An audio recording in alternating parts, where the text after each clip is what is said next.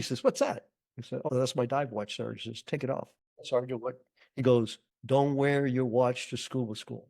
And the story isn't is that simple. The story is when you go somewhere to learn something, keep your mouth shut, your eyes open and your ears open and suck it all in. And then what doesn't apply to you, you could push it aside. So scuba school, and I had a little bit of break over my buddies because I already know Boyle's law and decompression tables and nitrogen narcosis. I know all that crap.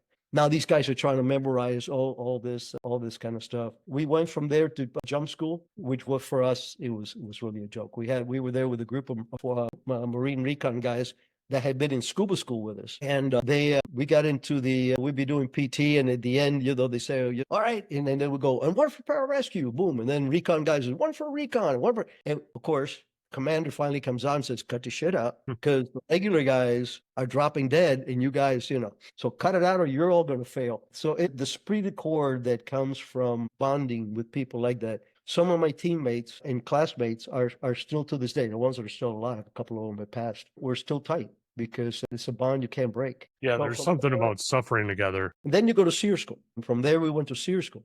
And SEER is a 3-week course, or was a 3-week course. The first is some classroom, some PT, that and the other, and then you go 1 week where you're actually out in the woods with nothing. They give you a pocket knife, a couple of hooks. They pat you down, make sure that you don't even have a protein bar anywhere. Well, they didn't have protein bars back there. There were, chocolate bars. But anyway, there was nothing. And so, catch a rabbit and you're 6 guys. You know how much meat there's in a rabbit for 6 guys. And then you get into the actual POW scenario, which is what enhanced interrogations is all about.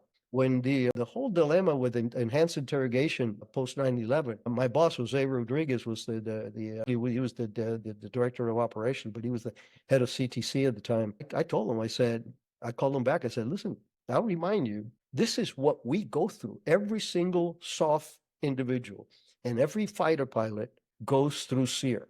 And that's loud music, that's being caged up, that is not being fed, that's being smacked around. And if you don't handle it well and you're an Alpha Hotel, you're going to get waterboarded." So all this enhanced interrogations, loud music, waking you up every hour, it's just really wears you out. And then we went to the final phase, which was, I don't remember if it was 3 or 4 months at Hill Air Force Base. And now is when you put it all together. You get advanced parachuting, you get advanced diving, and advanced medical. This is where you get your actual EMT2. And every single exercise or every event is an exercise. So you may jump at night into cold water in a lake in Utah, but when you get to the shore, there's 2 or 3 bodies there that have boulages and they're bleeding, and you have to patch them up and call for for pickup and all this kind of stuff. So it was very interesting, but it was also very demanding. And then at the end of that, well, we got our berets. Wow, that's awesome. That sounds like an amazing time. From there, did you deploy to Vietnam or? No, I got my beret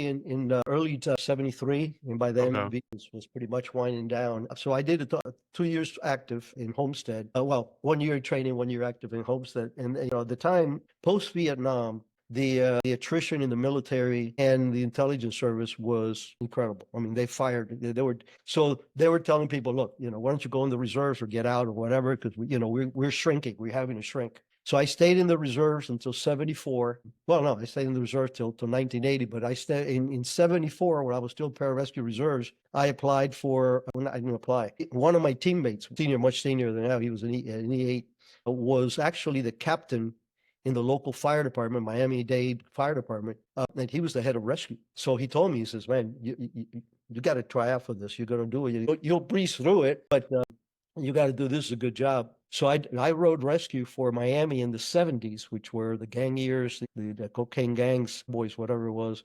So a lot of shootings, a lot of so in pararescue, I was jumping every time we went, and I was doing all the stuff because being in the fire department, I had 2 days off every third day, kind of thing. And the pilots would call you up. "I'll buy you lunch if you come out and do a couple of jumps because we need our certifications with reserves," So it was kind of cool, but there was no purpose to it.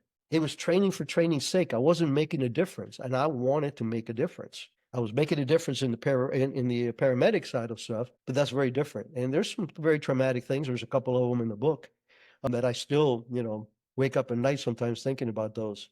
So I applied to the agency in 74. They came back with a real nice letter that said basically, sorry, we're not hiring, we're firing. But then in 1980, I applied again, and this time they brought me in on contract as a paramedic to work with our Special Activities Division ground branch, which is the CIA's Special Forces, for lack of a better word. Everybody in SAD are either what we've talked about, Navy SEALs, Cyber Pararescue, blah, blah, blah, blah, blah. So I did that on and off because it was for about 6 months, and I just I couldn't handle it with the absence from fire department, so I stopped. And then Ronald Reagan came in, and when he came in, the first thing he did was declare war on communism, especially in Latin America. And that's the beginning of the Contra program, where the Sandinistas, the communist Sandinistas in Nicaragua, supported by the Cubans, supported by the Soviets via Cuba, is a more accurate description. He wanted that gone. And the agency at the time did not have a single native Spanish speaking paramilitary guy.